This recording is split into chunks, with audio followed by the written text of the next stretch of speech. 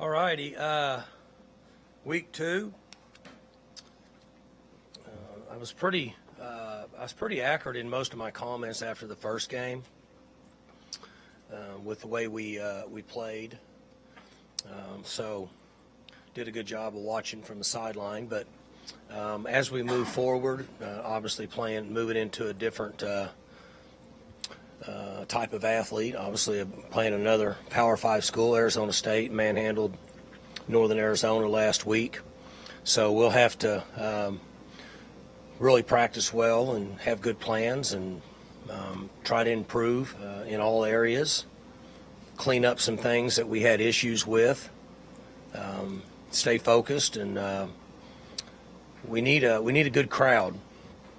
I watched a few games. Well, I shouldn't even say a few games. I watched a few quarters. I didn't get to watch very much football, but it was recognizable that the safety we got, I think, was credited to the students and the paddle people on that side of the stadium where it was really loud and disruptive and helped us. And so we really need a good home field advantage. I'm excited about the weather. Looks good for the crowd.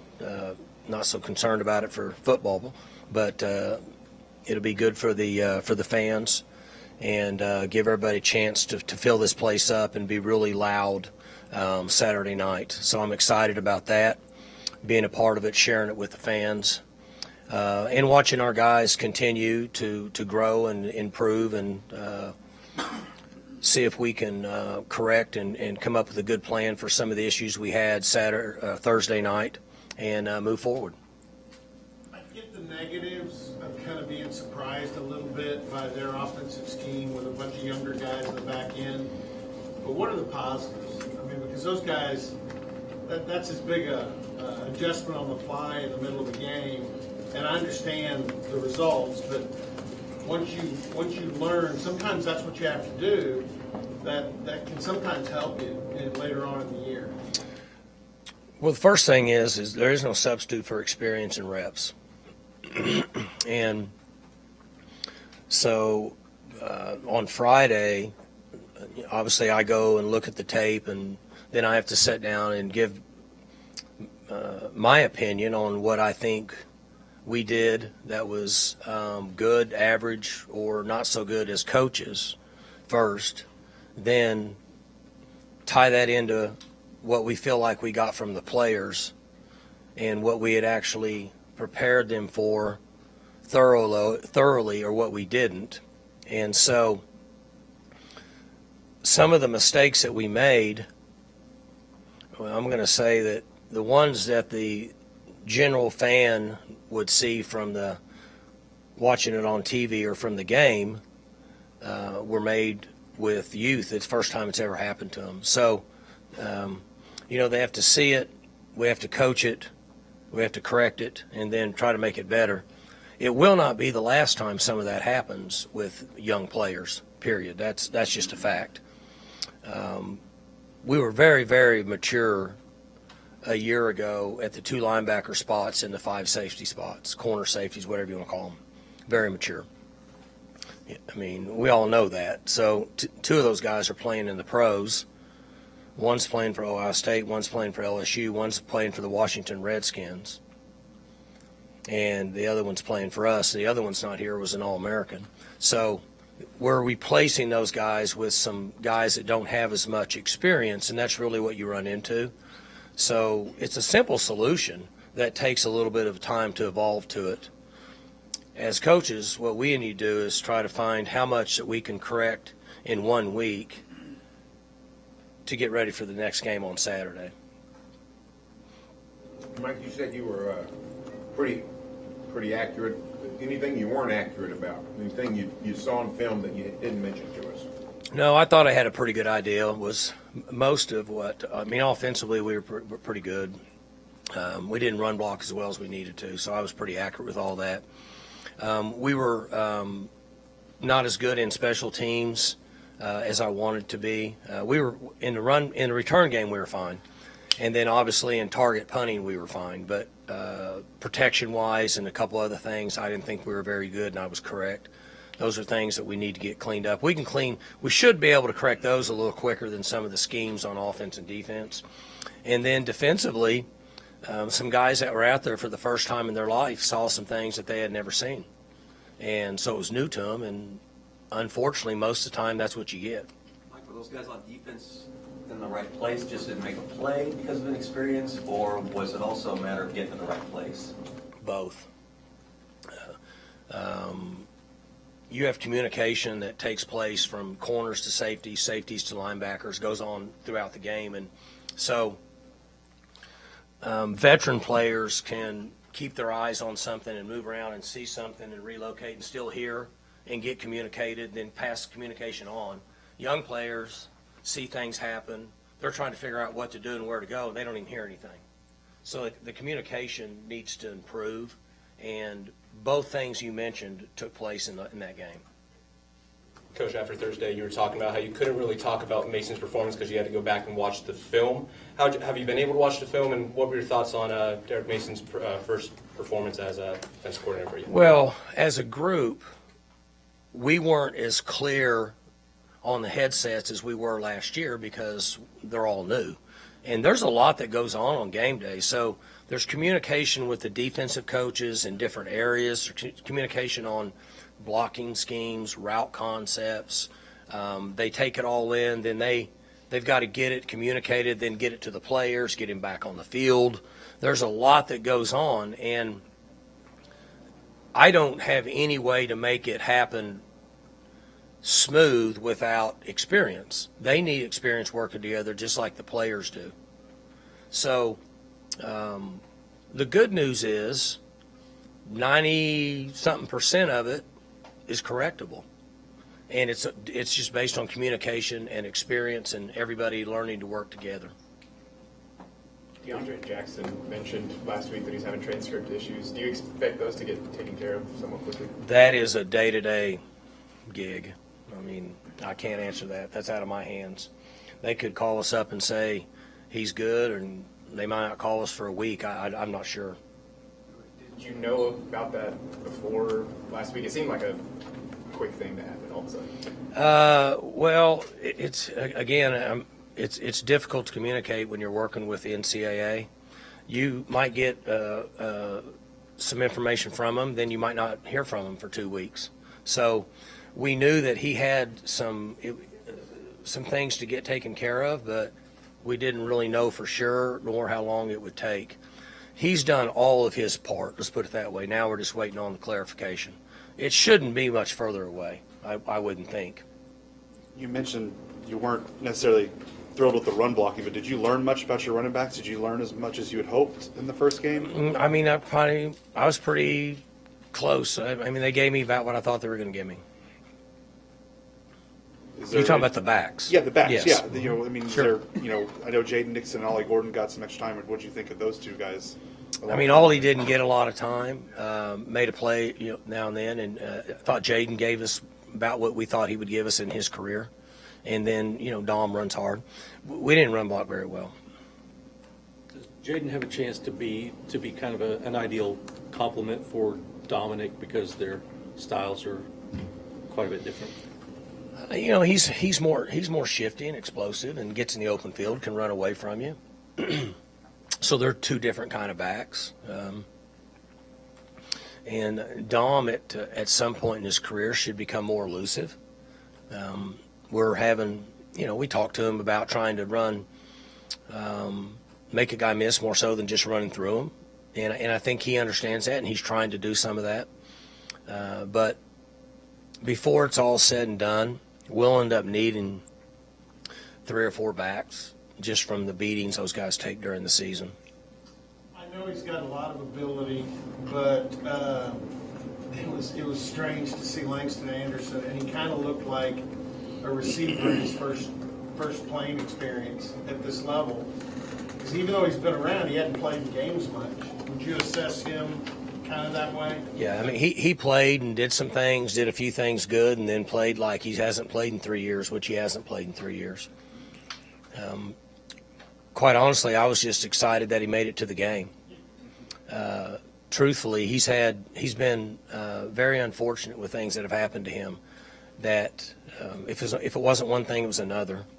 And to just get him to the kickoff and get him out there and let him make some mistakes and get a feel for it, and he's no more than a true freshman if you look at him for the most part. Now his body's different because he's been working out with us for years, but his knowledge and game day experience and comfort zone is like a freshman. Go back to the running backs. I know Ali caught a lot of eyes with that spin move. What did you see on that play and from Ali all game? Well, he didn't play enough to really evaluate. He made a nice play on that. We've seen him make some plays in practice, and he'll learn and gather more information and concepts and schemes. So far, I feel good about their ability to protect, which is important for that position. It gives me a little more comfort. The running side of it, just based on how many carries they get, they'll just learn on the run. We went with a lot of four wide on Thursday. How much of that is a product of personnel, and how much of it is a product of kind of fitting in what you're able to do with Spencer and kind of up-tempo offense? And both. When we're in those sets, it allows Spencer to freelance a lot and make decisions on his own, do what he wants to do in our style of offense. And he has a really good feel for our offense, and he has a pretty good idea of what we're trying to get accomplished. And so that allows him to make plays and use his ability, would be the main reason that we're in those type of sets. And then some of that's dictated on personnel and then the teams we're playing. What we think gives us the best chance based on the style of defenses we see if they base it on our personnel. the fact that you're so deep at receiver make it easy? Yeah, it helps, yeah. I mean, we didn't have that luxury last year. We were just trying to get two guys on the field last year. We're pretty comfortable with 5, 6, 7 guys now.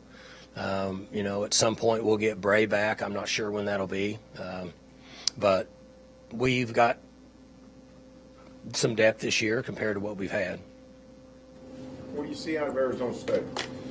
Well, they played good the other night. Their defense, I think they were number one in the Pac-12 last year defensively. I mean, I'm not sure, but I know they were ranked up there pretty high. They only gave up about 380 yards a game, didn't give up many points. And I think they only gave up 3 the other night, 6 or 3, something like that. So they were pretty good on defense. And then they really helped themselves with the quarterback they brought in from, I think he's from Florida. He's athletic, he can run, makes plays with his legs, throws a deep ball well.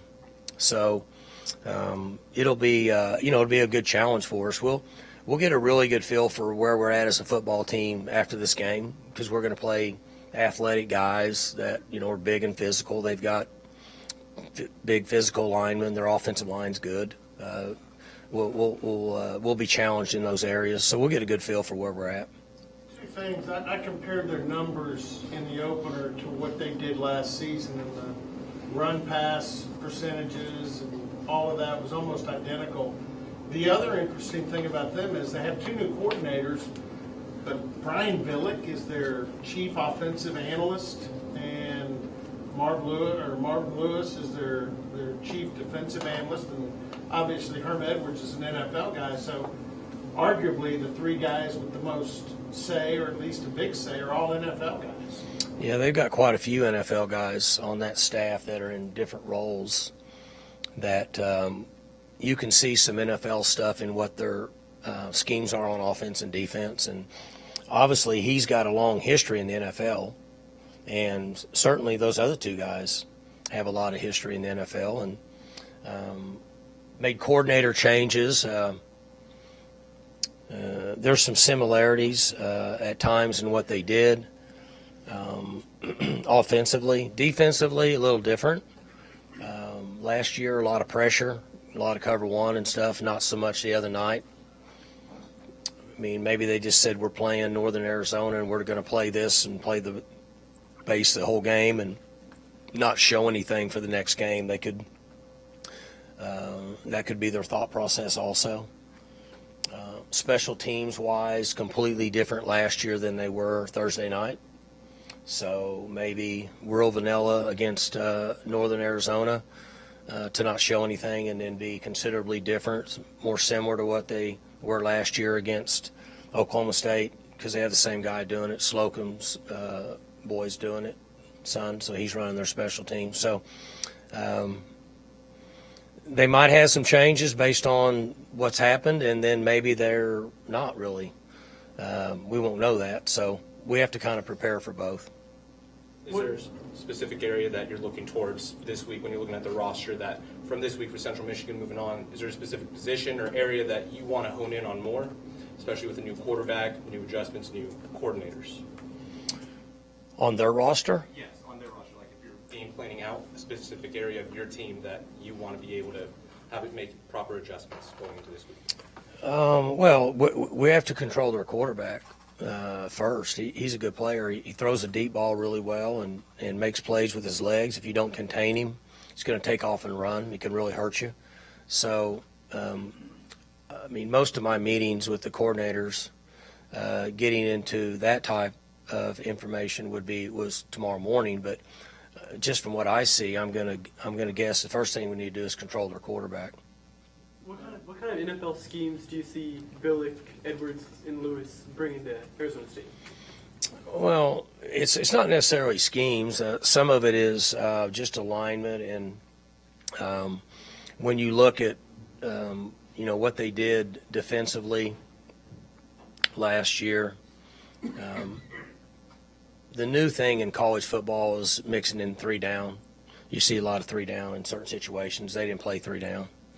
They just played 4 down, which is a traditional defensive front. Now, you're seeing some of that in the NFL, but those guys they're from a little ways back. So you get a little bit of vision of more of that style of play.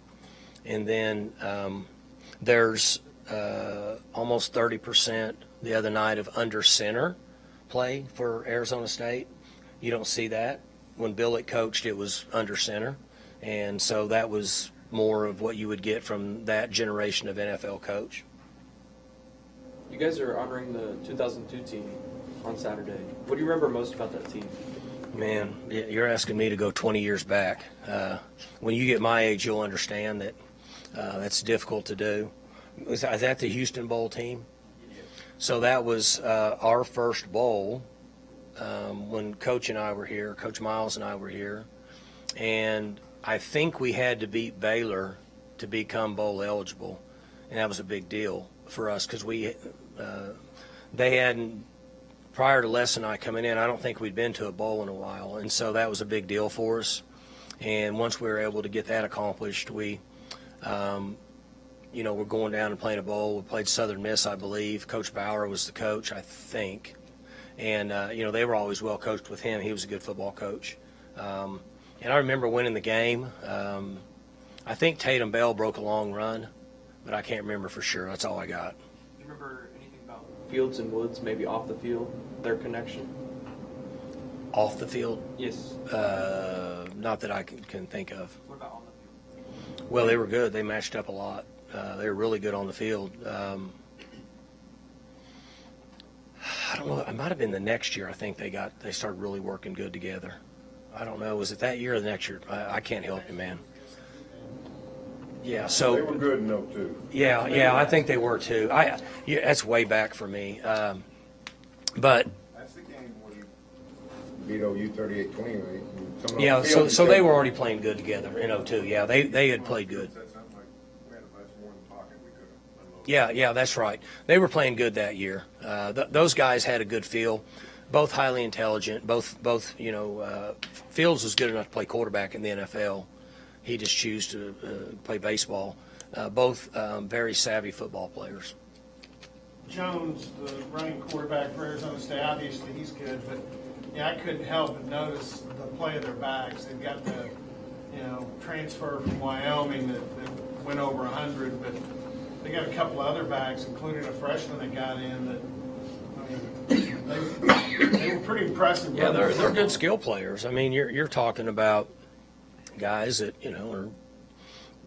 Power 5 conference skill guys, and bringing the quarterback in gave him another running back there throwing the ball, and the other guys are skilled and can make plays. And, they've traditionally always had speed on the perimeter. So this will be a good game for us to kind of figure out where we are. What did you see from Caleb Etienne in his first start? He played pretty good. I was pleased with the way he played. I mean, his overall grade is a C, but for your first time to play at this level, and he hadn't really played in a couple, 3 years, was not bad. He should improve and grow and learn. Not much difference in what he's doing and what we're trying to get accomplished with the young defensive guys. I mean, basically, he's trying to learn on the run and gain some valuable experience. I want to get your opinion on the, obviously 12-team playoff expansion. How could you see things shaking up in the future for not just the Big 12, but college football as a whole? Well, the first thing, I don't know a lot about it. I think the first thing is money took over. I mean, this was something everybody said no, no, no, and then somebody said you're missing out on $450 million, and then everybody said yes, yes, yes. That's what happened. That's real clear cut. Now, do I think it's best? I don't think college football is broke, so I'm not sure why we're trying to fix it. Now, I know why we're trying to fix it, because they're talking about $450 million divided by 65 schools, is what I was told. I could be wrong, so don't quote me on that. But my point being is the reason college football is a hot commodity and it's a great stock right now is because every game matters in college football. That's why people watch it. And we revenue money by people watching television. We all know that. And so there's a risk reward in everything we do. I'm not going to be involved in any of this decision-making process, so it doesn't really matter to me. But the point being is this, is that you have to be a little careful that you don't change it to where people aren't as interested in watching a game because they know, well, there's 12 teams that can get in, so if these two teams play and this team loses, they can still get in later on during the year. That's not the case right now, so that's why everybody watches every game. Same thing in basketball. Like you can have 8, 10, 12 losses in basketball and still be a national champion. So we don't have to watch during the season. It's not that big a deal. What happens during the season in basketball is not a factor. The only thing that matters is in the tournament. Same thing in baseball, right? And I love those sports. You can lose 15 games and still be a national champion in baseball. So I don't need to watch till they start the regionals. I have to be careful about that in football if it's my opinion. And is there really 12 teams that are capable of winning the national championship?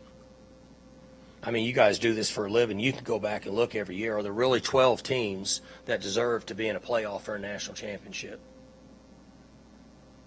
That's the only thing. That's my opinion. But just remember, I have nothing to do with it. So. But the argument is we've got a sort of a closed club in college football. Same programs year after year, win the title or make the playoff. You triple the size, and all of a sudden, all kinds of new blood gets in. And I understand. I mean, it seems like it'd be a good thing for the Big 12 and for Oklahoma State. I know exactly what they're trying to get accomplished. The only thing I would say is, if you just went back and looked at the at the end of the season rankings prior to the bowl games over the last 10 years. How long we had this 14 playoff? How many years have been? 8 years. There's really 12 teams that you say, hey, they can legitimately win national championship. If not, then we shouldn't really have them playing for it, because I'm not saying they didn't have a great year, but why are they in that mix when we don't really know if that could happen? So that's all I'm saying. That's just my opinion based on where it's at.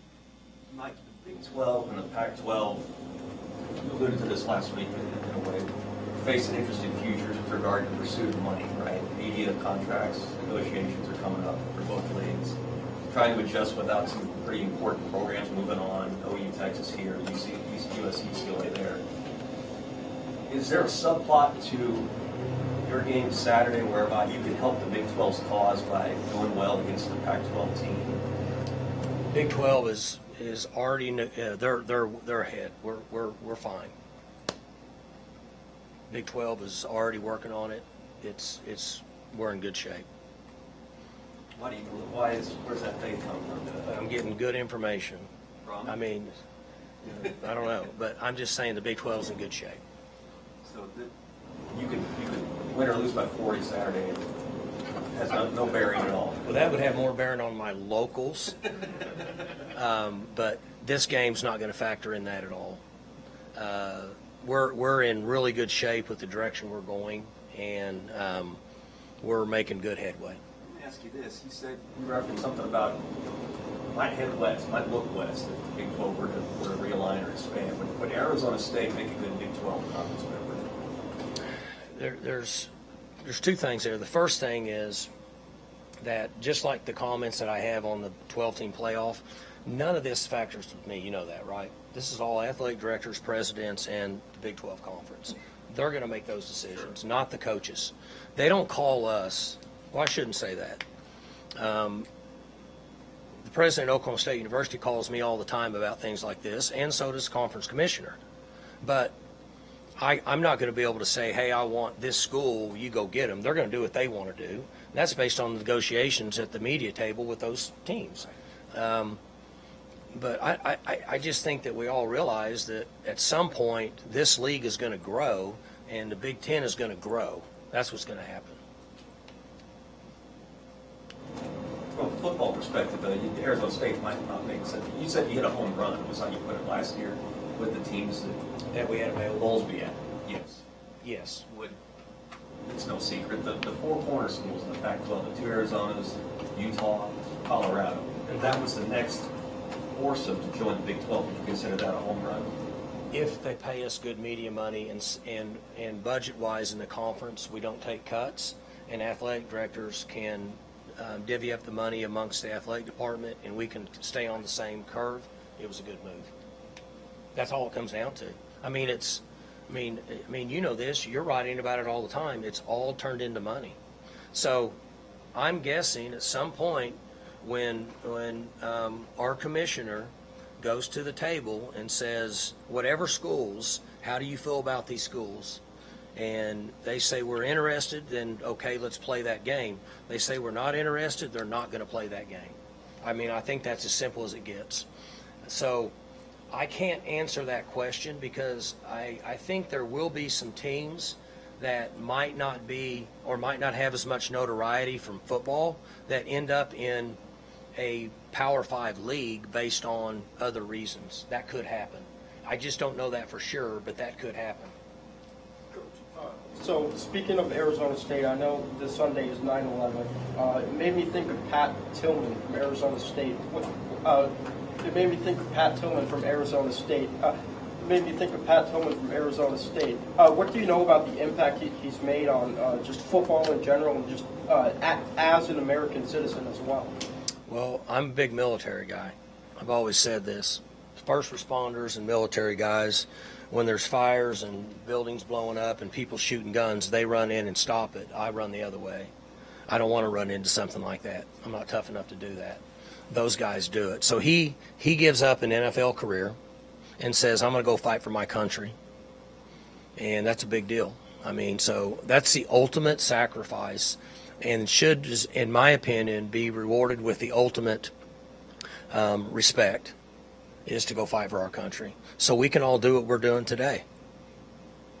I know, I think, what is it, after the third quarter, you always go shake hands with the people for Folds of Honor. You said you're a big military guy. Why? That's the way I was raised. So my dad had some military experience, and I was raised from that tall, the things that we respect. You respect authority, you respect teachers, you respect coaches, you respect grandparents, you respect other adults, you respect the flag, and you respect this country. And you respect the military, and that's the way I was raised. You mentioned Etienne's grade. Was there anybody, when you look back at the tape, you just said, I didn't realize that guy played that well? Was there anybody that kind of popped off the screen and you said, you know what? I know Kendall Daniels made plays. He told me in the locker room, he was honest. He said, I had as many bad plays as I had good. He was right.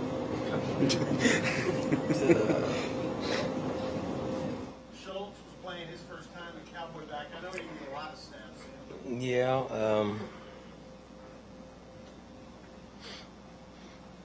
JP played pretty good. He had the catches, and then after that you didn't see much. But overall, he played really good. He pass protected on a rush in on a 5 technique and stoned him and held him out and did a great job there. He would be a guy that played really good in my opinion.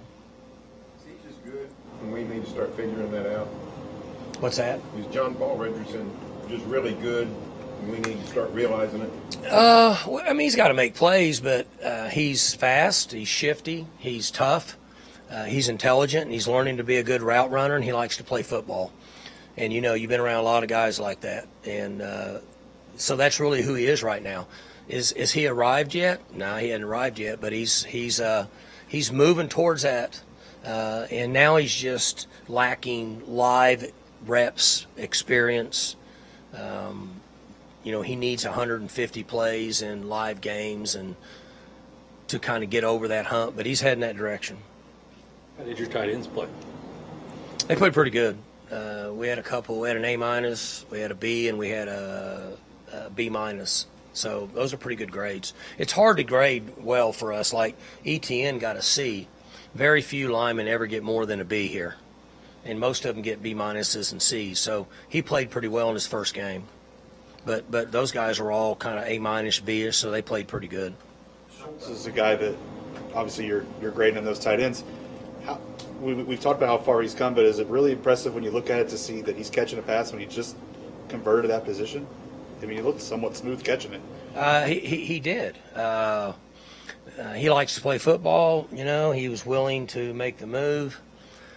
He could have eventually helped us a little bit as a rush in, but there's a long line of rush ins here, and they're young. So he made a good move sliding over, and as a tough guy, likes to play, intelligent. We can play with him. He can make some plays. The defensive line was kind of talked about all summer long. How do you feel you guys did in managing that personnel in that first game? When you go back and look at the game, if you look at the scoreboard and then you look at the where we were at personnel-wise on defense, we played a lot of different people early, and because when you looked at the scoreboard at one time, it was like, 51-17 or something, and so we had mainly all young guys in, and then they would score a couple times, and so we had a few other guys with some young guys, and then we'd score, and then we put the other guys back in. So the good news is a lot of young players got to play based on scoring quite a few points in the first half, and gave them a chance to make a few plays or make some mistakes and hopefully allow us to correct it. But we're fortunate that we do have some depth there. We have the ability to play multiple guys. You talked about Caleb Etienne earlier and you gave him a C, but what do you think about Taylor Maturko right next to him? Caleb what? You talked about Caleb Etienne and how you gave him a C grade, but what did you think about Taylor Maturko right next to him? He was, I think he was a B- guy. I thought he played pretty good. I know one time he threw a no-hitter and got back to the quarterback. But other than that, he was on the right guy most of the time. He actually run blocked pretty good. He's more physical, but he's got a little more experience there. So he'll be fine. He just needs some reps. You catch you on the Florida State LSU last night? I did. I watched the 10 minutes to go in the game when I got home and was able to watch the end of the game. Does what happened on the extra point, which everyone just takes for granted, 99% of the time, is that a coaching point for you this week? Sure. Well, it is all the time for us. They had a field goal blocked in the left CD gap, and then they had a PAT blocked in the left CD gap. So it could have been one, or could have been a couple things. So I don't know for sure what protection they were using, but I didn't get when I watched it last night, when they showed the replays at the end of the game, they didn't show a close-up. They showed it from the depth, so I couldn't really see what went on. Now, they got the other one was the tackle put two hands on the guy, and the tight end put two hands on the guy, and they let a guy crease. So, that's kind of something we don't – I'm guessing if that would have happened, that would have been where we said we were wrong. Now, I don't know what their protections are. And then I couldn't tell on the other one what happened because they didn't stop it and let me look at it and see it. But, it was like I was not happy that we had a punt blocked. we can't do that. Special teams and penalties really wear you out and can cost you games in the first 2 or 3 games of the year. Special teams and penalties. Your penalties were pretty good, I thought. We were pretty good, yeah. Yeah, we had a young kid. We were 5 for 45, I think. And then we had one young kid that grabbed somebody and got a 15-yarder. But other than that, we were, with the main guys, Barry, we were 4-ish for 30-ish or something. We were pretty good, not bad.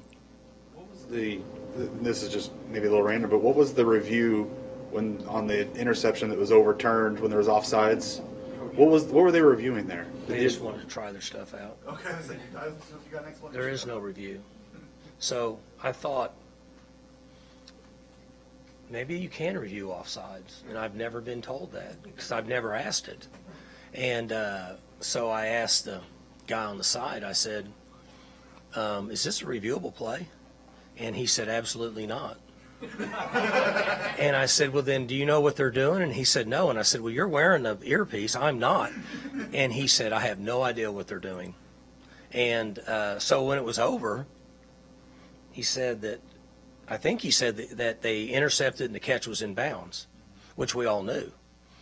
And then they said, you know, it's our ball. So I don't have any idea what they were doing.